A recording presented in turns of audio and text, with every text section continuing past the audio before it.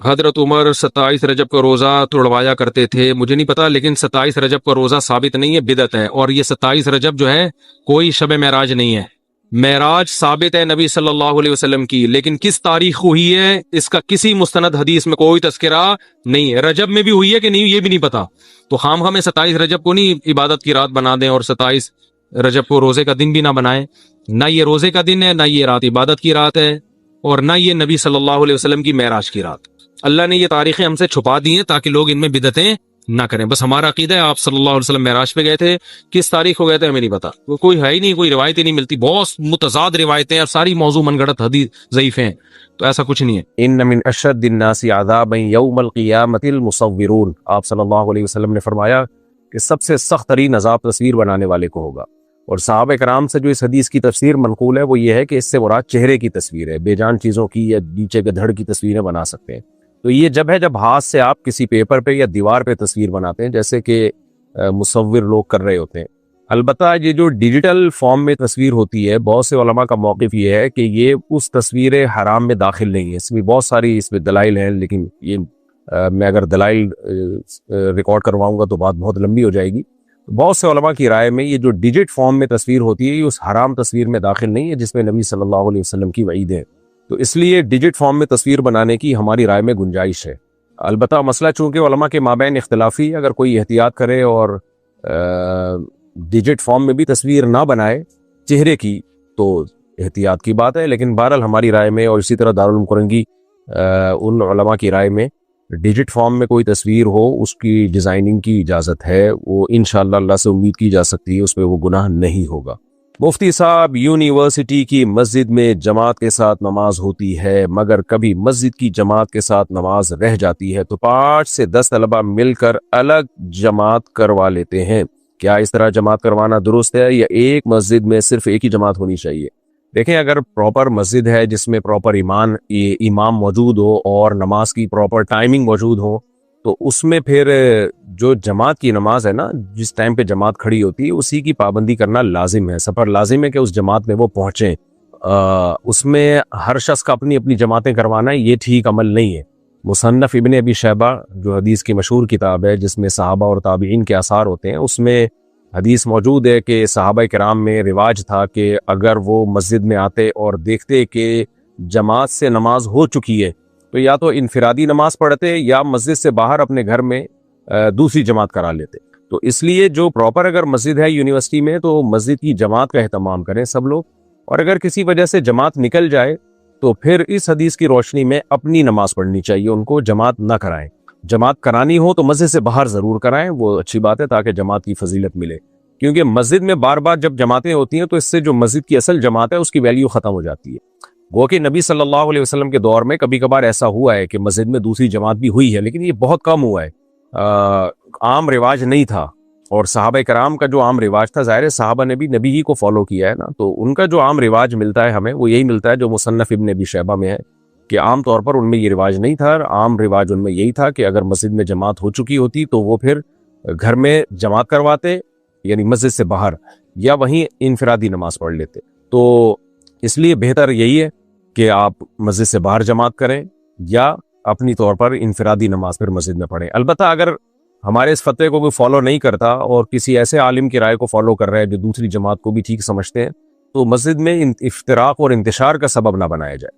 یعنی بعض دفعہ یہ ہوتا ہے کہ دوسری جماعت ہو رہی ہے تو کوئی جا کے ہمارا فتویٰ دکھاتا ہے، بھئی مفتی یہ کہہ رہے ہیں کہ یہ جائز نہیں ہے، تو پھر پھڈے بازی نہ کریں، ایک دفعہ بات بتا دیں، کوئی مان لے ٹھیک ہے، نہیں مانے تو جو ہو رہا ہے ہونے دیں۔ دوسری جماعت کرا لینا اتنا برا نہیں ہے، مسجد میں لڑنا زیادہ برا عمل ہے۔ تو دوسری جماعت کے غلط ہونے کی دلیل یہ ہے کہ یہ رواج جب چل پڑتا ہے تو پہلی جماعت کی ویلیو ختم ہوتی ہے۔ جیسے کہ آپ دیکھیں عرب ملکوں میں دوسری جماعتیں ہوتی ہیں تو میں نے بہت دیکھا ہے وہاں پہ کہ جماعتیں ہی ہوتی رہتی ہیں، پھر تو انسان مسجد کی جماعت میں اسی خوف سے تو شرکت کرتا ہے کہ جماعت نکل جائے گی تو میں جماعت کی فضیلت سے محروم ہو جاؤں گا، تو ہر شخص بھاگنے کی کوشش کرتا ہے۔ اگر ایک ٹرین ہے جس میں آپ کو پتا ہے میں ٹائم پہ نہیں پہنچا تو ٹرین نکل جائے گی تو سب اسی میں پہنچیں گے، لیکن اگر آپ کو یہ پتا ہے کہ ایک ٹرین نکل گئی تو دوسری بھی آنے والی ہے تو پھر اس ٹرین میں کون سفر کرے گا؟ تو جماعت کی جو نماز ہے نا اس میں مقصد ہے کہ مسلمانوں کی بڑی تعداد اکٹھی شریک ہو، تو وہ اکٹھی ہی شریک ہوگی تو فائدے حاصل ہوں گے، اور ہر جسے پشتوں میں کہتے ہیں اخبل طریقے سے سب جماعتیں کرانا شروع کر دیں تو مسجد کی جماعت کی ویلیو اس سے کم ہو جائے گی۔ مفتی صاحب، پاکستان کی موجودہ صورتحال کے بارے میں درست اسلامی رد عمل کیا ہونا چاہیے؟ دیکھیں، دو انتہائیں ہیں یہاں پر ہمارے ہاں۔ ایک انتہا تو یہ ہے کہ ایسا رد عمل ہو کہ اسٹیٹ ہی خطرے میں پڑ جائے، اسٹیٹ کا وجود ہی خطرے میں پڑ جائے، مار دھاڑ توڑ پھوڑ اور یا اسلحہ اٹھا کے دھماکے کرنا۔ اس سے تو یہ تو وہ ری ایکشن ہے جس سے ملک کا بیڑا غرق ہو جائے گا اور ریاست کا وجود خطرے میں پڑ جائے گا۔ اور ایک یہ کہ کچھ کیا ہی نہ جائے، بس حکومت جو بھی کر رہی ہے اس کی ہاں میں ہاں ملاتے چلے جائیں، غلط کاموں میں بھی حکومت کی تائید کرتے چلے جائیں، یہ بھی غلط ہے۔ تو بیلنس بات یہی ہے کہ اس پہ اپنا ری ایکشن بھی ریکارڈ کروانا چاہیے، جو صحیح ہو رہا ہے اس کو صحیح کہا جائے، جو غلط ہو رہا ہے اس کو غلط کہا جائے۔ اور جو عوام کا ایک قانونی اور آئینی حق ہے احتجاج، جو پوری دنیا میں ایک آئینی اور قانونی حق مانا جاتا ہے، اس احتجاج کو فوکس کیا جائے، پرامن طریقے سے احتجاج کیا جائے۔ اس کے بڑے یعنی یہ بالکل ایسا نہیں ہے کہ اس کا کوئی فائدہ نہیں ہوتا، تو ایسا پرامن احتجاج اگر کیا جائے تو پوری دنیا میں آپ کہیں بھی ٹریولنگ کریں، پوری دنیا میں آپ کو جو ایک آپ کا احتجاج ہے، عوام کا جو ری ایکشن ہے، اس کا حق دیا جاتا ہے، تو وہ حق استعمال کیا جائے، یہی ہو سکتا ہے۔ دیکھیں، من رأى منکم منکرا فلیغیرہ بیدہ فإن لم یستطع فبلسانہ فإن لم یستطع فبقلبہ۔ نبی صلی اللہ علیہ وسلم نے فرمایا جب کوئی برائی دیکھو تو زبان سے، ہاتھ سے تبدیل کرو، اگر ہاتھ سے تبدیل کرنے کی طاقت نہیں ہے تو زبان سے بھی طاقت نہیں ہے تو پھر دل میں نیت رکھو۔ تو جو اپنے بس میں ہے وہ کریں، جو بس میں نہیں ہے یا کوئی ایسا کام جس کا رزلٹ خطرناک نکلنے کا خطرہ ہو، جس سے اسلام دشمن یا ملک دشمن قوتیں فائدہ اٹھا رہی ہوں، اس سے بہرحال ایوائڈ کیا جائے اور اجتناب کیا جائے۔ اور یہ ری ایکشن جو میں نے کہا کہ کیا جائے، یہ بھی اس میں بھی شرط یہ ہے کہ آپ پہلے تحقیق کریں کہ جو خبر آپ تک پہنچی ہے وہ درست بھی ہے یا نہیں ہے۔ جب بھی ملکی حالات خراب ہوتے ہیں نا تو غیر ملکی میڈیا اور غیر ملکی جو اسلام دشمن یا ملک دشمن قوتیں، بڑی بڑی طاقتیں، وہ ایکٹیو ہو جاتی ہیں، پھر وہ بہت سارے صحافیوں کو، یوٹیوبرز کو یوز کرتی ہیں کہ منفی پروپیگنڈا کرو۔ تو کچھ حقیقت ہوتی ہے، کچھ اس میں پروپیگنڈا کر کے اس کو بہت بڑا چڑھا کر بیان کیا جاتا ہے، عوام مشتعل ہو جاتی ہے اور اس سے اپنے ملک کا نقصان ہوتا ہے۔ تو احتجاج ضرور کریں، لیکن پہلے تحقیق کر لیں کہ جو خبر آپ تک پہنچی ہے وہ درست بھی ہے یا نہیں ہے، وہ مستند بھی ہے یا نہیں ہے۔ صرف ایسا نہیں ہے کہ سوشل میڈیا نے آپ کو ایک کھلواڑ بنا لیا ہے اور آپ کو یرغمال بنا کے آپ کو استعمال کر رہا ہے وہ، تو سوشل میڈیا کے ہاتھوں غلام نہ بنے، ریسرچ کرنا، تحقیق کرنا سیکھیں، تحقیق کرنے کے بعد پھر کوئی اسٹیٹمنٹ دیں اور پھر جو ری ایکشن ہے وہ بھی کریں، جو وہ والا ری ایکشن جو آپ کا آئینی اور قانونی حق ہے، اس سے آگے نکلنے کی کوشش نہ کریں۔ ہمارے بس میں یہی ہے، ہم یہی کر سکتے ہیں، اس سے زیادہ کہ ہم مکلف نہیں ہیں، کریں گے تو الٹا نقصان ہوگا اس کا۔ اس دور میں جب ہم اللہ، اسلام اور توحید کے خلاف باتیں سنتے رہتے ہیں تو ہم کس طرح توحید پر ثابت قدم رہ سکتے ہیں اور اللہ کے ساتھ محبت کا تعلق کیسے مضبوط رکھ سکتے ہیں؟ دیکھیں، ایک دفعہ تحقیق کرنے کے بعد اسلام پہ ڈٹ جانا چاہیے۔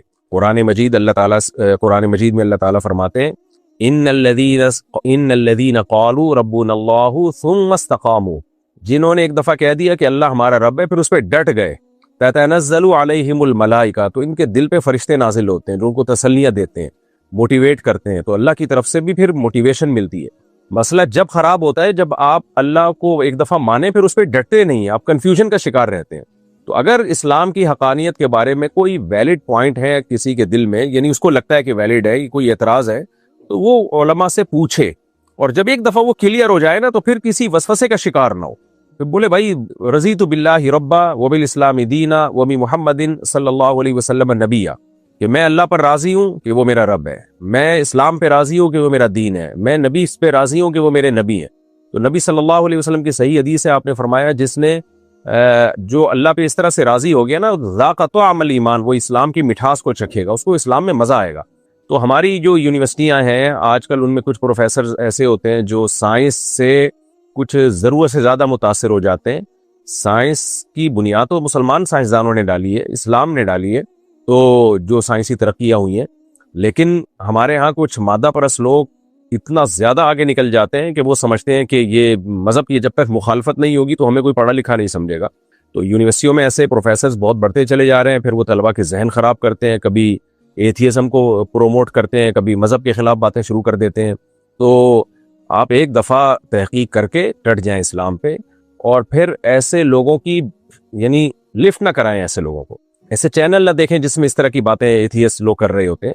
تو کیونکہ انسان جب کسی کی باتیں سنتا ہے نا تو اس سے متاثر ہو یا نہ ہو، وسوسے ضرور پیدا ہونے لگتے ہیں۔ تو اسی وجہ سے ہمارے نبی صلی اللہ علیہ وسلم نے ہمیں اچھی صحبت کا حکم دیا. اچھے لوگوں میں بیٹھیں آپ. اچھے کا مطلب جو اسلام کو فالو کرتے ہیں, قرآن پر اور اللہ پر ایمان رکھتے ہیں, یعنی خدا کی نظر میں جو اچھے ہیں. انسانوں کی نظر میں اچھائی کا کرائٹیریا الگ ہے. جو گاڈ ہے, خدا ہے جس نے اس کائنات کو بنایا, اس کی نظر میں اچھائی کا معیار الگ ہے. انسانوں کی نظر میں شراب پینے والا برا نہیں ہے جو مادہ پرست لوگ ہیں, خدا کی نظر میں برا ہے وہ آدمی. تو زنا کرنے والا مادہ پرستوں کی نظر میں برا نہیں ہے, خدا کی نظر میں برا ہے. تو جب آپ ایک دفعہ اسلام پر ایک دفعہ آپ کو جو اشکالات تھے ان کے جوابات مل گئے تو پھر ان لوگوں کو سننا چھوڑ دیں. ہاں, کلاس کے دوران اگر کوئی پروفیسر ایسا کرتا ہے وہ تو آپ مجبور ہیں, لیکن یوٹیوب پہ جا کے سننا تو اس سے کیا ہوتا ہے, یا ایسے لوگوں کے ساتھ اٹھنا بیٹھنا اس سے وسوسے پیدا ہوتے ہیں, دل میں اطمینان ختم ہوتا ہے. تو کیوں ایسے لوگوں کو سنا جائے اور ایسے لوگوں کی صحبت اختیار کی جائے جس سے آپ کے دل میں وسوسے پیدا ہو رہے ہیں. نقصان کیا ہوگا کہ عبادت کا لطف اور مزہ آپ کا خراب ہو جائے گا. تو اس لیے ایک دفعہ اسلام پہ ڈٹ جائے تو پھر, اور دیکھیں آپ نے 3 باتیں کی نا, اسلام, توحید. تو توحید تو نیچر ہے انسان کی, ہونا تو یہ چاہیے کہ شرک سے انسان کو طبعی طور پہ نفرت ہو. قرآن کہتا ہے نا کہ ضرب اللہ مثلا رجلا فیہ شرکاء متشاکسون ورجلا سلما لرجل هل یستویان مثلا. بتاؤ ایک آقا ہو وہ زیادہ خوشی میں ہوگا یا جس غلام کے بہت سارے آقا ہوں؟ تو مشرک کے تو بہت سارے خدا ہوتے ہیں, وہ تو بیچارہ ویسے ہی ڈپریشن میں رہتا ہے. تو اس لیے توحید پرستی تو ویسے ہی ایک سکون کا ذریعہ ہے. بھائی ایک ہی ہے ہمارا رب, بس اس کے علاوہ کوئی بھی نہیں ہے, سب محتاج ہیں باقی سب. یہ تو ایسا دین فطرت ہے اسلام جس نے ہمیں توحید سکھائی ہے, اس میں تو وسوسے آنا بنتا ہی نہیں ہے. لیکن بہرحال شیطان اپنا کام کرتا ہے, وسوسے ڈالتا ہے. تو ان لوگوں کے ساتھ مت بیٹھیں جن کے ساتھ بیٹھنے سے آپ کے دل میں وسوسے پیدا ہوتے ہیں. زیادہ سوچنے پر کیسے قابو پایا جا سکتا ہے؟ اوور تھنکنگ کا جو مرض ہے آج کل وہ کامن ہے, اور حقیقت یہ ہے کہ بعض دفعہ میں بھی اس کا شکار ہو جاتا ہوں. اور میں جب شکار ہوتا ہوں تو میری نیند اڑتی ہے اور میں پھر ڈیپ میں جا کے غور کرتا ہوں کہ یہ کیوں ہو رہا ہے. تو اس کے پیچھے سوشل میڈیا. آپ جب میڈیا کو زیادہ دیکھتے ہیں ٹک ٹاک پہ یا کوئی بھی, چاہے کام کی ویڈیوز ہی کیوں نہ ہو, لیکن جب زیادہ وہ کرتے ہیں نا تو پھر میڈیا آپ سے کھیلنا شروع کر دیتا ہے. وہ آپ کو ایک فیک دنیا ہوتی ہے جس نے ویڈیو بنا کے ڈالی ہے, اس کے خیالات سے آپ متاثر ہونا شروع ہو جاتے ہیں اور پھر آپ کا دماغ چلنا شروع ہو جاتا ہے. تو اس کا حل یہ ہے کہ میڈیا پہ جو آپ دیکھتے ہیں نا, جو کچھ دیکھ رہے ہیں آپ یوٹیوب پہ, فیس بک پہ, ٹک ٹاک, انسٹاگرام پہ, اس کو محدود کر دیں. تو میرے ساتھ جب ایسا ہوتا ہے میں موبائل بند کر کے رکھ دیتا ہوں کہ جاؤ دیکھنا ہی نہیں ہے. بس وہ واٹس ایپ دیکھتا ہوں, 5-6 گھنٹے کے بعد کوئی کسی جاننے والے کی کوئی ضروری کال تو نہیں آئی ہوئی, کال بیک کر لیتا ہوں, نہیں تو بس بند کر کے رکھا اپنے کام سے کام. تو ایک آدھ دن میں آدمی فٹ فاٹ ہو جاتا ہے, ٹھیک ٹھاک ہو جاتا ہے. تو یہ سب کے ساتھ ہے. تو سب سے بڑی وجہ اس کی ہے کہ میڈیا کا غیر ضروری استعمال. آپ اگر موبائل پہ بہت زیادہ بیٹھتے ہیں, دیکھتے ہیں ٹک ٹاک, انسٹاگرام, سوشل میڈیا کا بہت زیادہ استعمال کرتے ہیں, فیس بک کا, تو آپ اوور تھنکنگ کا شکار ہوتے ہیں. میرا اپنا ایکسپیرینس ہے یہ, ضروری نہیں کہ سب کے ساتھ ایسا ہی ایکسپیرینس ہو, لیکن میرے یعنی بہت سے لوگوں کو میں نے تجربہ بھی کیا, ان کے ساتھ بھی ایسا ہوتا ہے. اس کا حل یہ ہے کہ بھائی اس کو بند کر کے رکھ دو, جان چھڑاؤ اس سے, اپنی زندگی جو ہے وہ جو مفید کاموں میں کھپاؤ آپ. تو پہلا کام تو آپ یہ کریں, اس سے آپ کی جو اوور تھنکنگ کی بیماری ہے نا, دماغ چلتا ہی رہتا ہے, انشاءاللہ اس میں کمی آئے گی. دوسری بات یہ ہے کہ فارغ آدمی بھی اوور تھنکنگ کا شکار ہوتا ہے. دیکھیں دماغ ایک ایسی چیز ہے جو سوئے بغیر کام کرنا چھوڑتی نہیں ہے. آپ اگر چلتے ہیں نا تو آپ کی ٹانگیں تھکتی ہیں, اس کا حل یہ ہے کہ آپ چلنا چھوڑ دیں تو ٹانگوں کو ریسٹ مل جاتا ہے. ہاتھ کا کام ہے ویٹ اٹھانا, آپ وزن اٹھاتے ہیں یا ہاتھ سے کوئی بھی چیز اٹھاتے ہیں تو ہاتھ تھک جاتے ہیں, جیسے جم میں جاتے ہیں لڑکے ویٹ اٹھا رہے ہوتے ہیں, تو ہاتھوں کا ریسٹ کیا ہے, وزن اٹھانے سے ہاتھوں کو روک دیے جائے تو ہاتھوں کو سکون مل جاتا ہے تھوڑی دیر میں. کان کا کام ہے سننا, سنتے رہیں گے آپ تھک جائیں گے کان, اس کا حل یہ ہے کہ سننا چھوڑ دیں آپ. آنکھ کا کام ہے دیکھنا, دیکھتے رہیں گے تھک جائیں گے تو ہم آنکھوں کو بند کرتے ہیں تھوڑی دیر کے لیے, آنکھوں کو تھوڑا سکون ملتا ہے. دماغ کا کام ہے سوچنا. اب سوچنے کو آپ بند کرنا چاہیں تو یہ میرے اور آپ کے اختیار میں نہیں ہے. ٹانگیں چلنے سے روک سکتے ہیں, ہاتھ وزن اٹھانے سے روک سکتے ہیں, آنکھوں کو دیکھنے سے روک سکتے ہیں. دماغ کا کام ہے سوچنا, لیکن دماغ کو ہم سوچنے سے روک نہیں سکتے. میں اگر چاہوں میں اپنے دماغ کو سکون دوں اور میں یوں کر کے بیٹھ جاؤں کہ میں نہیں سوچوں تو بھائی میرے اختیار میں نہیں ہے. دماغ سوچے گا, بلکہ جتنا آنکھیں بند کریں گے نا اور زیادہ سوچے گا دماغ.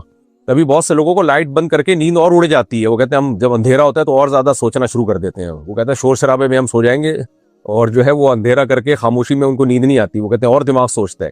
تو دماغ کے لیے سوچنے کا بند کر دینا جو یہ میرے اور آپ کے اختیار میں نہیں ہے. تبھی قرآن نے کہا ہے وَجَعَلْنَا نَوْمَكُمْ سُبَاتًا. یہ اللہ کی رحمت ہے کہ ہم لائٹ بند کر کے لیٹتے ہیں تو اللہ ہمارے دماغ کا اس دنیا سے کنیکشن کاٹ دیتا ہے اور دماغ سوچنا بند کر دیتا ہے, گہری نیند میں چلا جاتا ہے. تو اس لیے قرآن نے نیند کو اللہ کی نعمتوں میں سے ایک بہت بڑی نعمت قرار دیا ہے کہ یہ میں کرتا ہوں, یہ تمہارے اختیار میں نہیں ہے.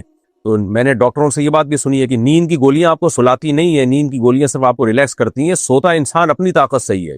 تو اس لیے اس کو کہا جاتا ہے کہ نیند کی گولی سلا رہی ہے, اس سونے کا ذریعہ بنتی ہے. براہ راست کوئی چیز ہمیں سلا نہیں سکتی ہے, یہ بہت مشکل ہے. یہ اللہ کی ایک قدرت ہے, اللہ کی ایک نعمت ہے کہ ہمارے دماغ کا کنیکشن اس دنیا سے کٹ جاتا ہے اور کٹنے کی وجہ سے دماغ سوچنا بند کر دیتا ہے. تو اب ہوتا یہ ہے کہ جب آپ اپنے دماغ کو مفید کاموں میں کھپائیں گے اور مفید کاموں میں جب آپ تھکیں گے تو پھر آپ کو خود بخود نیند آئے گی اور یہ اوور تھنکنگ کی بیماری ختم ہوگی. فزیکل ایکٹیویٹیز کو بڑھا دیں. پہلا کام تو میں نے آپ کو بتایا کہ سوشل میڈیا سے دوری بند کر دیں. موبائل مغرب کے بعد تو بالکل اس کو رکھ دینا چاہیے اور بلا وجہ ویسے بھی نہیں دیکھنا چاہیے. یعنی لوگوں کو دیکھا ہوگا, ہم نے بیٹھے بیٹھے ایک دم چلے جاتے ہیں, وہ اسکرول کرنا شروع کر دیتے ہیں, اس سے تو بہت زیادہ دماغ خراب ہوتا ہے.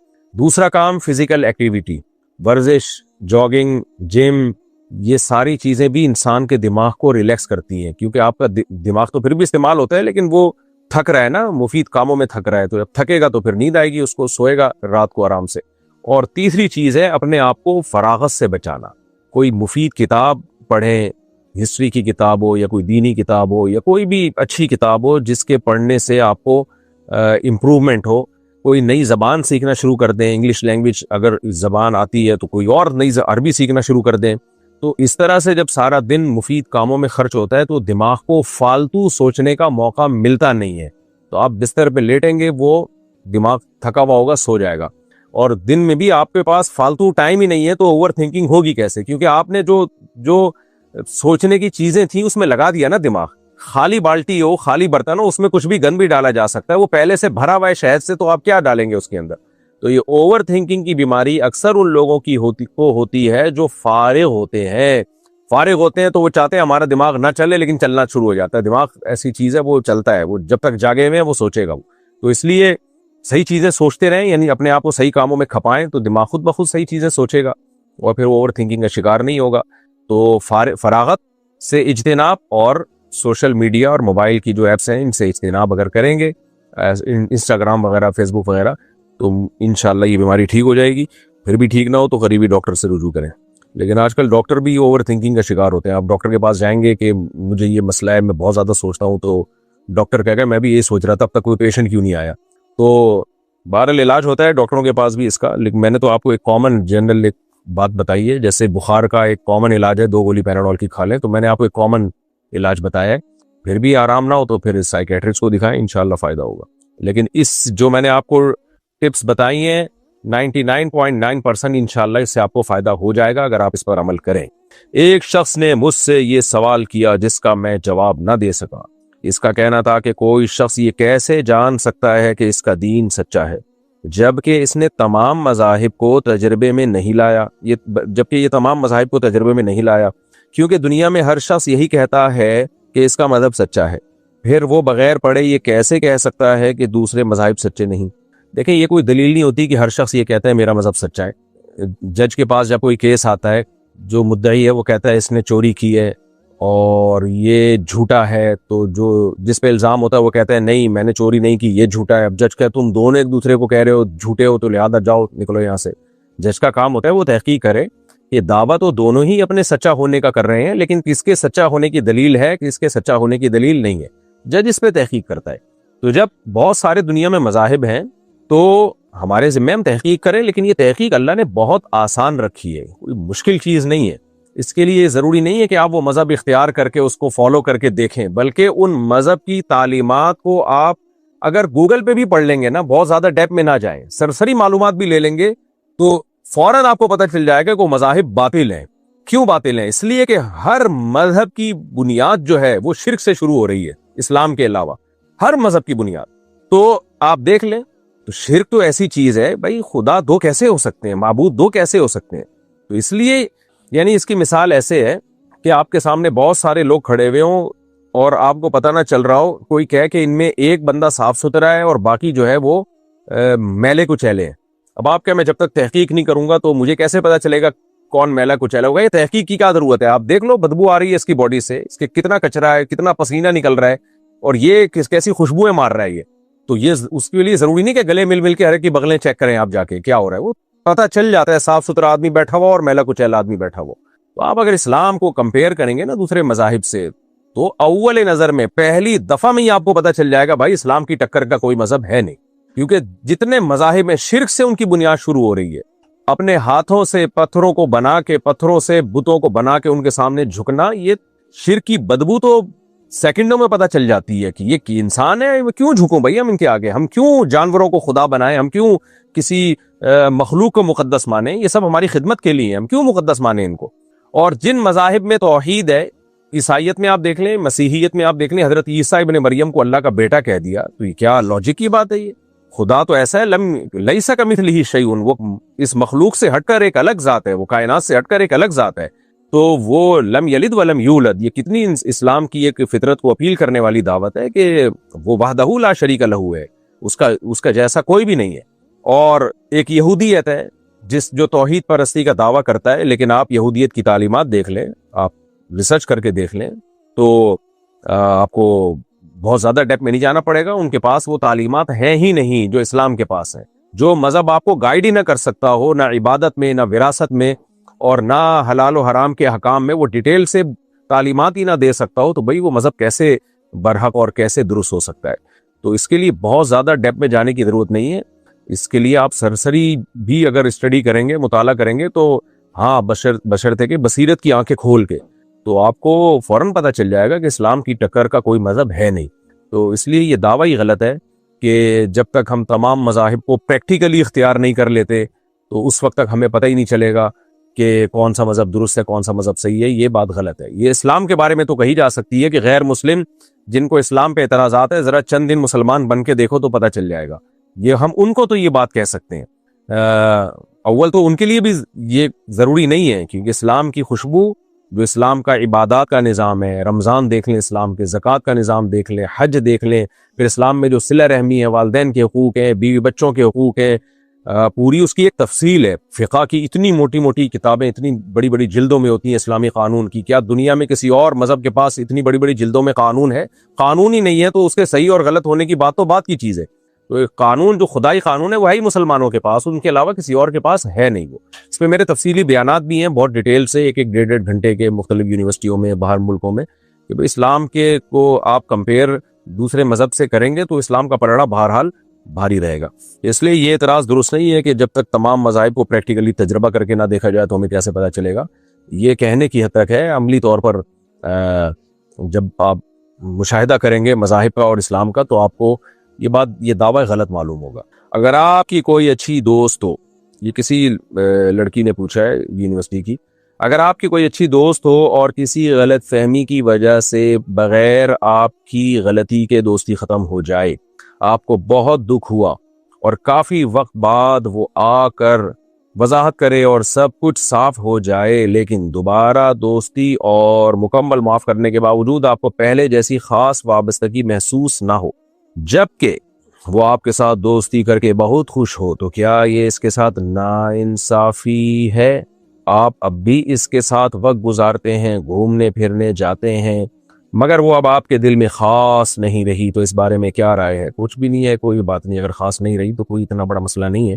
دیکھیں، اسلام نے رشتے جوڑنے کا حکم دیا ہے. دوستیاں تو ہوتی ہیں، ختم بھی ہو جاتی ہیں، دشمنی نہ رکھیں بس. اور بہت زیادہ گہری دوستیاں بھی ٹھیک نہیں ہیں اس زمانے میں. اس کے فائدے کے بجائے نقصانات کا خطرہ آج کل زیادہ ہوتا ہے. تو اگر آپ کی اس سے دوستی تھی اور ختم ہو گئی تو پھر دوستی ہو گئی تو آپ کو زیادہ اس سے دوستی نہیں ہے تو کوئی مسئلہ نہیں ہے، کوئی اتنی ٹینشن لینے کا نہیں ہے. یہ جو کنوارے لڑکے لڑکیاں ہوتی ہیں نا، ان کے ساتھ یہ پرابلم ہوتی ہے، ان کو دوستیوں میں بڑی دلچسپی ہوتی ہے. جب شادی ہو جاتی ہے، اپنا شوہر بچے اپنی زندگی میں مصروف، تو وہ ساری دوستیاں پھر ایک اس میں آ جاتی ہیں، ایک لمٹ میں آ جاتی ہیں، اعتدال میں آ جاتی ہیں.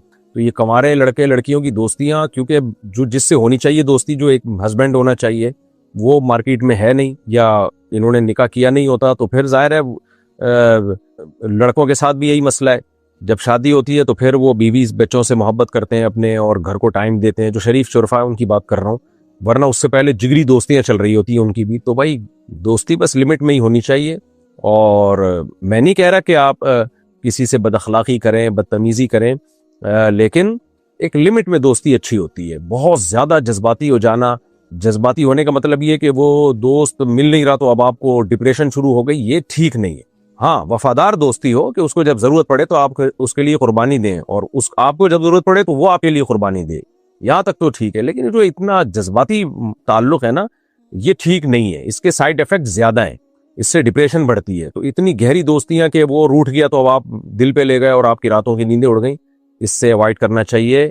اور ماں باپ کو بھی چاہیے اپنی اولادوں کو اس ٹائپ کی دوستیوں سے روکیں. ان کو بتائیں کہ یونیورسٹی آپ جا رہے ہو یا جا رہی ہو, بیٹا بس سرسری دوستی لگانی ہے, سلام دعا کی حد تک, hello hi how are you fine, ٹھیک ہے. باقی روٹ گئی تو اب دل خراب ہو گیا اور یہ سب نقصان دہ ہوتا ہے. تو اس لیے آپ کو اب وہ جذبات نہیں ہے, تو یہ پازیٹیو چیز ہے, اچھی بات ہے کہ بہت زیادہ آپ کو گہری دوستی نہیں رہی, کیونکہ آپ اپنا ٹائم جو پڑھائی میں ہے اس میں لگائیں اور اپنے گھر کو ٹائم دیں.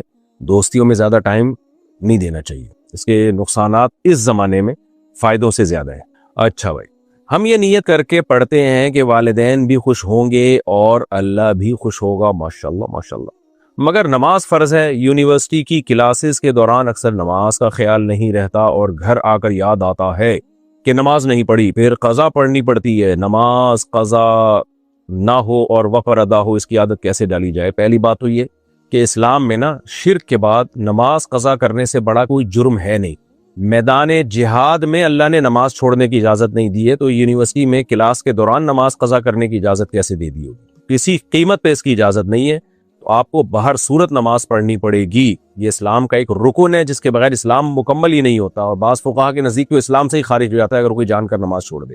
تو اس لیے یہ تو آپشنل نہیں ہے کہ قضا ہو گئی. لوگ مجھ سے پوچھ رہے ہوتے ہیں, میں سفر میں ہوتا ہوں, نماز قضا ہو جاتی ہے تو کیسے پڑھوں؟ بھائی کتنے آرام سے تم کہہ رہے ہو نماز قضا ہو جاتی ہے, جیسے کوئی جرم ہی نہیں ہے. تو اس لیے پہلی بات تو اس کی کوشش کریں کسی صورت میں نماز قضا نہ ہو, اور عادت ڈالنے کے لیے کچھ اپنے اوپر جرمانہ رکھیں. اگر ڈیلے ہو جائے ٹائم پہ تو اپنے آپ کو سزا دیں, کچھ پیسے صدقہ کریں, تو وہ اتنی کم رقم بھی نہ ہو کہ پتہ ہی نہ چلے, سزا کا احساس ہی نہ ہو, اور اتنی زیادہ بھی نہ ہو کہ وہ سزا دی نہ جا سکے اپنے آپ کو. تو ایک بیلنس رقم اپنی آمدن یا اپنے حساب کتاب کو دیکھ کے اس پہ ایک رکھ لی جائے, کچھ سزا دیں اپنے آپ کو تاکہ عادت ڈلے. اگر لڑکا اور لڑکی ایک دوسرے کو 7 سال سے پسند کرتے ہوں, بہت کم ٹائم ہے جس سے پسند کر رہے ہیں, اور دونوں کی نیت شادی کی ہو, سبحان اللہ, لیکن لڑکی کے گھر والے یہ کہہ کر انکار کر دیں, وہی ہوا جس کا ڈر تھا, یہی کہہ کر انکار کرتے ہیں کہ ہم ذات سے باہر شادی نہیں کرتے, تو پھر کیا کیا جائے؟ ان کو اللہ کے عذاب سے ڈرایا جائے, لڑکی کے گھر والوں کو, کہ کمبختوں تمہیں شرم نہیں آتی, تم نے اپنی بچی کو پہلے کو ایجوکیشن یونیورسٹی میں ایڈمیشن بھی دلوا دیا, اور پھر اس کی کسی سے دوستی ہو رہی ہے, وہ کسی کو پسند کر رہی ہے, تو اس میں بھی کوئی روک ٹوک نہیں ہے. اور جب 7 سال ہو گئے وہ اٹیچمنٹ کے بعد پھر کہہ رہے ہو ہم خاندان سے باہر شادی نہیں کرتے, تو ریکارڈنگ ہو رہی ہے. اگر یہ ریکارڈنگ نہ ہوتی, آپ مجھ سے چھاؤں میں ملتے, تو میں بتاتا کہ ایسے لوگوں کے ساتھ کیا کرنا چاہیے. یہ بہت بڑا جرم ہے, بہت بڑی زیادتی ہے. ایسے ماں باپ کو یہ نبی صلی اللہ علیہ وسلم کی حدیث سنانی چاہیے. نبی صلی اللہ علیہ وسلم نے ارشاد فرمایا, لن ترى للمتحابین مثل النکاح, 2 محبت کرنے والوں میں نکاح سے بہتر کوئی چیز نہیں ہے. اور آپ صلی اللہ علیہ وسلم نے یہ بھی فرمایا, اذا خطب الیکم من ترضون دینہ وخلقہ فزوجوہ, جب تمہاری بیٹی کی طرف کوئی شخص نکاح کا پیغام بھیجے جس کے دین اور اخلاق سے تم راضی ہو, یعنی کوئی بڑی خرابی نہیں ہے اس میں. اب دین کا معیار بھی ہر ایک کا مختلف ہوتا ہے, اخلاق کا معیار بھی اپنی بچی کے حساب سے ہی دیکھا جائے گا نا. تو فزوجوہ, اس کے پیغام کو قبول کرو. الا تفعلوہ تکن فتنۃ فی الارض وفساد کبیر, اگر تم نہیں قبول کرو گے تو زمین میں بہت بڑا فساد ہوگا. یعنی یہ چیز سوسائٹی میں بہت بڑے فساد کا ذریعہ بنے گی. وہ فساد کیا ہے؟ زنا کی طرف بھی جا سکتی ہے سوسائٹی, ڈپریشن میں جا سکتی ہیں لڑکیاں یا لڑکا جو بھی ہے. تو نبی نے یہ نہیں فرمایا کہ جب تمہاری طرف کوئی ایسا شخص پیغام بھیجے تو تمہارے خاندان کا ہو, خاندان کی قید نہیں لگائی. آپ نے فرمایا کہ اسٹینڈرڈ کا ہونا چاہیے اخلاق اور دین میں, یہ نہیں فرمایا کہ وہ خاندان کا ہو یا خاندان سے باہر کا ہو. تو یہ پخ لگا دینا کہ خاندان میں ہی شادی کرنی ہے, بہت بڑا ظلم ہے یہ. اور پھر لڑکی ایک 7 سال کی اٹیچمنٹ تو بہرحال غلط ہے, 7 سال سے کسی لڑکے کے ساتھ اٹیچمنٹ میں رہنا اور یا پسند کرنا, یہ چیزیں غلط ہیں, ناجائز ہیں, اللہ کی حدود کو توڑنے والی بات ہے. لیکن ایک کام جب ہو گیا تو محبت جو ہے وہ اس کا تو حل یہ ہے کہ اس میں نکاح پہ اس کو تبدیل کیا جائے تاکہ وہ ناجائز محبت حلال اور جائز محبت میں تبدیل ہو جائے. تو ماں باپ کو میں نصیحت ہی کر سکتا ہوں, اور میں کیا کہوں گا, اللہ تعالیٰ ہدایت دے. ماں باپ بھی یہ چاہتے ہیں کہ ہم دین اتنا چلیں جو ہماری مرضی کا ہو. یعنی جب بچے ماں باپ کے حقوق ادا نہیں کرتے نا تو ان کو بتاتے ہیں کہ ماں باپ کا کتنا بڑا حق ہے. بالکل بتانا چاہیے, بہت بڑا حق ہے ماں باپ کا, لیکن ماں باپ کی کیا ذمہ داری ہے؟ جب یہاں بات آتی ہے تو پھر وہ اپنے رسم اور کلچر کی بات شروع کر دیتے ہیں کہ کلچر کیا کہتا ہے اور تم ماں باپ کی مرضی کے خلاف جا رہے ہو. تو یعنی ہر شخص یہ چاہتا ہے کہ مجھے میری مرضی کا دین بتایا جائے, اور جو دین مجھ پہ ذمہ داریاں ڈالتا ہے اس سے ہر آدمی اجتناب کرتا ہے. تو نہ ماں باپ بچی پر زبردستی کر سکتے ہیں نکاح کے معاملے میں, نہ لڑکے پہ زبردستی کر سکتے ہیں. تو میں یہی مشورہ دے سکتا ہوں ان کے ماں باپ کو, ریکویسٹ ہی کر سکتا ہوں کہ یہ جو آپ نے پخ لگا دی ہے کہ جی خاندان سے باہر ہم نے شادی نہیں کرنی, یہ غلط ہے. ہاں کوئی اور معقول ریزن ہو پھر ایک الگ بات ہے, پھر منع کر سکتے ہیں. بعض دفعہ یہ معقول ریزن یہ ہوتی ہے کہ وہ لڑکا جس کو لڑکی پسند کرتی ہے, ماں باپ کو پتہ ہوتا ہے وہ ہمارے اسٹینڈرڈ کا نہیں ہے اور وہ ہمارے جوڑ کی شادی نہیں ہے, اب لڑکی بعد میں جا کے عذاب میں پڑ جائے گی, کیونکہ لڑکے بعض دفعہ بیوقوف بھی بنا رہے ہوتے ہیں لڑکیوں کو. تو اگر کوئی واقعی ویلڈ ریزن ہے تو ٹھیک ہے, لیکن ویلڈ ریزن نہیں ہے. اچھا یہ کلپ سن کے ایسا نہ ہو ماں باپ پھر کوئی ریزن نکالنا شروع کر دیں. تو اللہ کو حاضر ناظر جان کے آپ نے فیصلہ کرنا ہے, اپنی پسند پہ اپنی بیٹی کی یا بیٹے کی پسند کو ترجیح دیں. تو میں یہی کر سکتا ہوں, اس سے زیادہ میرے اختیار میں ہے نہیں. میں اگر پولیس میں ہوتا تو ابا اماں کو اچھی طرح سے سمجھا دیتا. علماء کا بہت بڑا حلقہ اثر ہے, اور وہ پاکستان میں ہونے والی غلط کاریوں سے خوش نہیں. انہیں دین کا بہترین علم ہے اور یہ بھی جانتے ہیں کہ نبی صلی اللہ علیہ وسلم نے مدینہ کی ریاست کیسے چلائی. تو پھر اتنی بڑی حمایت کے باوجود علماء سیاست اور نظام حکومت میں حصہ لے کر ملک کو دین کے مطابق کیوں نہیں چلاتے؟ دیکھیں علماء کی دو قسمیں, علماء سو بھی ہیں, علماء حق بھی ہیں. جو علماء سو ہیں وہ تو ہمیشہ سے بس ان کو تو بس کچھ اپنے فیور چاہیے حکومت سے, جب فیور مل جائے تو وہ حکومت کی کو پروموٹ کرنا شروع کر دیتے ہیں, فیور نہ ملے تو مخالفت شروع کر دیتے ہیں. جو علماء حق ہیں ان کی وہ اپنی ذمہ داریاں پوری کرتے ہیں, لیکن یہ ضروری نہیں ہے کہ جو بھی اپنی ذمہ داری پوری کر رہا ہے تو وہ میڈیا پہ اس ذمہ داری کو ڈالے بھی. تو جو اہل حق علماء ہیں وہ اپنی ذمہ داریوں سے غافل نہیں ہیں, غلط کاموں میں حکومتوں کو ٹوکتے بھی ہیں. البتہ ٹوکنے کے مختلف طریقے ہوتے ہیں. کچھ لوگ ممبر پہ ٹوکتے ہیں, وہ اس کو ٹھیک سمجھتے ہیں. کچھ ایسے ہوتے ہیں جو کہتے ہیں ہم نے ممبر و محراب پہ نہیں, میڈیا پہ نہیں, بلکہ سامنے ان کی غلطیوں کو ان کے سامنے ہائی لائٹ کرنا ہے تاکہ اصلاح ہو. تو دونوں طریقے جو جس کو سوٹیبل طریقہ لگے وہ اختیار کر کے علماء یہ کام کرتے ہیں. باقی آپ ضروری نہیں کہ جو کام کریں اس کا رزلٹ بھی دنیا میں نکلے لازمی. ایسے تو دنیا سے فساد 100% ختم ہو جائے نا, لیکن نہیں ہوتا ختم. دنیا میں عدل اور ظلم دونوں ساتھ ساتھ چلتے رہیں گے, پھر حقیقی فیصلہ اللہ کرے گا آخرت میں. تو ہمیں جو بھی ہمارے بس میں ہو, ظلم کے خلاف, غلط کے خلاف, ناجائز کے خلاف, وہ ہمیں کرنا چاہیے, لیکن ایسا کام جس کا اچھا رزلٹ نکلے. کام برائے کام مقصد نہیں ہوتا, اس کا رزلٹ اچھا نکلے. ایسا بعض دفعہ کام اس طریقے سے کیا جاتا ہے کہ اس کا رزلٹ اور زیادہ خراب نکل آتا ہے. تو یہ کہنا کہ جو ہے وہ علماء سیاست میں نہیں ہے یا علماء حکومت کو سمجھاتے نہیں ہیں, یہ سب علماء کے بارے میں نہیں کہا جا سکتا. یہ اگر کوئی شخص شادی کا وعدہ کرے قسمیں کھا کے, یہاں تک کہ یہ کہے کہ میرے گھر میں بھی بہنیں ہیں, کل کو میری بھی بیٹی ہوگی, میں کبھی دھوکہ نہیں دے سکتا. اگر میں نے دھوکہ دیا تو روز محشر مجھے معاف نہ کیا جائے. یہ کسی لڑکی نے پوچھا ہے جی. اور پھر 4 سال سے زیادہ نکاح کا لالچ دے کر بغیر کسی وجہ کے یہ کہہ کر چھوڑ دے کہ میں اللہ کے لیے سب کو چھوڑ رہا ہوں, اور چند ہی مہینوں میں کسی دوسری لڑکی کے پاس چلا جائے, تو اس لڑکے کے لیے شرعاً کیا حکم ہے اور لڑکی کو کیا کرنا چاہیے؟ اگر پہلے ہی بچپن کے صدمات کی وجہ سے لوگوں پر اعتماد نہ ہو اور جس پر بھروسہ کیا جائے وہ بھی ایسا کرے, تو وہ لڑکی کیا کرے گی؟ شادی اور مردوں پر اعتماد کیسے بحال ہو؟ یہ یورپ میں مسئلہ ہمارے ملک سے بھی زیادہ ہے, اور اب ہمارے ملک میں بھی اب آنا شروع ہو گیا یہ مسئلہ کہ لڑکے لڑکیوں سے دوستیاں لگاتے ہیں, محبت کی باتیں کرتے ہیں, مس یوز کرتے ہیں, اور جو ہے وہ شادی کی باتیں لالچ سے دے کے بڑی بڑی قسمیں اٹھا کے پھر ان کی زندگی میں کوئی دوسری لڑکی آتی ہے, پہلی والی کو چھوڑ دیتے ہیں. وہ میں نے جب سے مسائل بتانا شروع کیے ہیں میرے پاس بہت دفعہ یہ مسئلہ آیا ہے, اور اتنا مس یوز کرتے ہیں کہ لڑکیاں پھر ان کے دل میں خودکشی کے خیالات آنا شروع ہو جاتے ہیں. ایک ہاسپٹل میں میرا جانا ہوا, رات کے وقت میں گیا, ہمارے کسی جاننے والے کا ہاسپٹل تھا, اور یہ بات بھی 10-12 سال پرانی ہوگی, بلکہ شاید اس سے بھی زیادہ. تو وہ کلینک تھی ان کی, ہاسپٹل نہیں, چھوٹی سی کلینک تھی, اور ایک ایسے علاقے میں ذرا پسماندہ علاقہ تھا. تو وہاں روزانہ یعنی میرا جانا ہوتا رہتا تھا وہاں, تو میں دیکھتا تھا خودکشی کے کیس بہت آ رہے ہیں, ینگ لڑکیاں بالکل. 18-19 سال کی لڑکیاں، 16 سال کی لڑکی بھی، تو وہ کچھ پی لیا تو وہ ہاسپٹل میں لے کر آئے، کوئی بچ گئی کوئی مر گئی، یہ سلسلہ چل رہا ہوتا تھا۔ میں نے ڈاکٹر صاحب سے پوچھا یہ کہانی کیا ہے، تو ڈاکٹر صاحب نے بتایا کہ زیادہ تر وہ کیسز ہیں جن میں مالدار گھروں کے لڑکے، ڈیفینس، کلفٹن، کراچی میں تو یہ پوش علاقے ہیں، ان گھروں کے لڑکے ان غریب خوبصورت لڑکیوں کو نکاح کی لالچ دیتے ہیں، گھماتے ہیں پھراتے ہیں، بھی لڑکیوں کے پاس پیسہ نہیں ہوتا تو وہ پیسہ دیکھ کے پاگل ہو جاتی ہیں، تو ٹھیک ٹھاک پیسہ خرچ کرتے ہیں، مس یوز کرتے ہیں اور بڑے بڑے باتیں کرتے ہیں، بڑی بڑی باتیں ان کے سامنے کر کے جب دل بھر جاتا ہے تو اس کو ٹیشو پیپر کی طرح پھینک کے دوسری لڑکی زندگی میں آتی ہے، اور پھر یہ ترستی ہے اس کی یاد میں، نیندیں اڑ جاتی ہیں، اور نتیجہ یہ نکلتا ہے کہ پھر کوئی بلیچ پی کے آ رہی ہے، کوئی زہر پی کے آ رہی ہے۔ اور جب یہ بات بتا رہے تو اس وقت بھی ایک 14 یا 15 سال کی لڑکی بیڈ پہ لیٹی ہوئی تھی جس کو ڈرپ چڑھ رہی تھی، جس نے خودکشی کی تھی۔ یہ ہماری سوسائٹی میں ہے۔ اب آپ نے مجھ سے پوچھا، میں آپ کو جو جواب دے رہا ہوں اس میں میں کوئی لگی لپٹی بات نہیں کروں گا، یہ آپ کی بھی غلطی ہے کہ آپ نے شرعی حدود کو کراس کیوں کیا۔ ایک شخص آپ سے 4 سال سے تعلق رکھے ہوئے اور وہ آپ سے باتیں کر رہا ہے کہ میں یہ کر دوں گا، میں یہ کر دوں گا، میں وہ کر دوں گا، بھئی آپ نے شریعت کو کیوں نہیں دیکھا؟ کیا شریعت آپ کو اجازت دیتی ہے کہ ایسے شخص سے آپ ریلیشن رکھیں، ایسے شخص سے آپ دوستی رکھیں؟ اسلام میں گرل فرینڈ بوائے فرینڈ کا کوئی تصور نہیں ہے، یہ تو گدے گھوڑوں کی ایک زندگی ہوتی ہے جو فیمیل سے ایک ان کا تعلق ہوتا ہے اور جب دل بھر جائے تو چھوڑ کے چلے جاتے ہیں۔ اسلام میں تو نکاح کا ریلیشن ہے، تو آپ کو چاہیے تھا جب وہ نکاح کے وعدے کر رہا تھا آپ کہتی بھئی یا تو نکاح کرو یا ختم، سیٹ اپ، پیغام بھیجو میرے گھر میں، اگر نکاح ہو جاتا ہے ٹھیک ہے، نہیں تو نکلو آپ یہاں سے۔ تو آپ کی بھی غلطی ہے کہ آپ نے ایک حرام ریلیشن ایک شخص سے رکھا کیوں، چاہے وہ دوستی کی حد تک ہی کیوں نہ ہو، تو کیوں رکھا آپ نے؟ تو یہ لڑکے تو یہ کام کرتے ہیں، چسکے لیتے ہیں وہ۔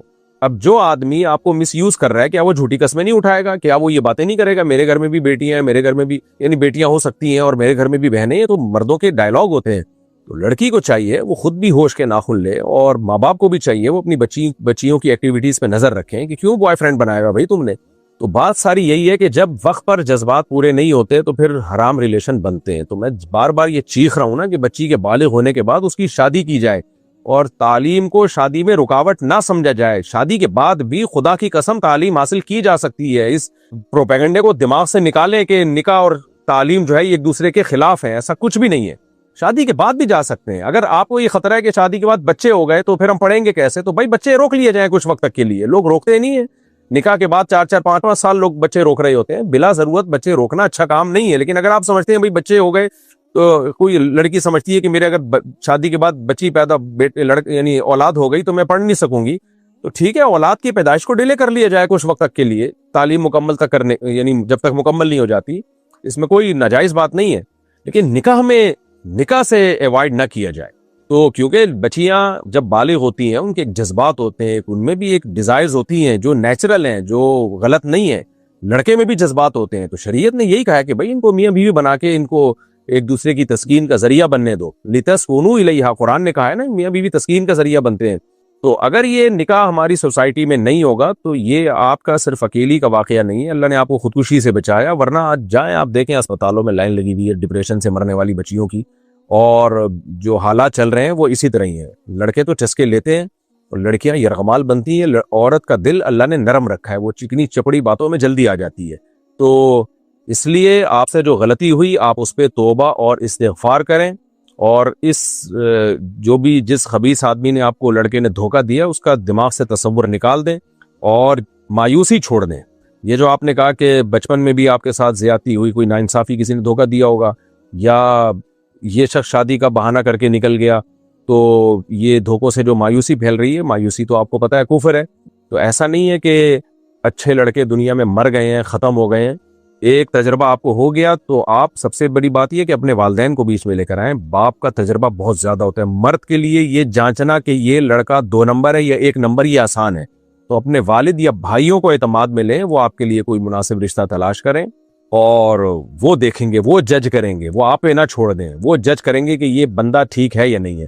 تو بہت سی لڑکیوں کے گھر بسے ہوئے ہیں، وہ لائف کو انجوائے کر رہی ہیں۔ سارے مرد اگر 2 نمبر ہوتے، سارے ہی برے ہوتے تو یہ اتنے سارے گھر بسے ہوئے کیسے ہوتے؟ تو میں نے آپ کا یہ سوال کا جواب تفصیل سے اس لیے دیا ہے تاکہ دوسری لڑکیوں کو عبرت ہو اور وہ مردوں کی اور لڑکوں کی چکنی چپڑی باتوں میں نہ آئیں اسلام میں بس ایک ہی ریلیشن ہے میاں بیوی کا، اس کے علاوہ مرد سے آپ کا ریلیشن بوائے فرینڈ والا ریلیشن نہیں ہو سکتا. اور یہ 4 سال کے لیے جو شادی کے وعدے کر رہے ہوتے ہیں یہ ہوتے ہی 2 نمبر لوگ ہیں. اگر ان میں تپڑ ہوتا تو اسی وقت نکاح کی آفر کرتے آپ کو، اگر یہ 1 نمبر ہوتے.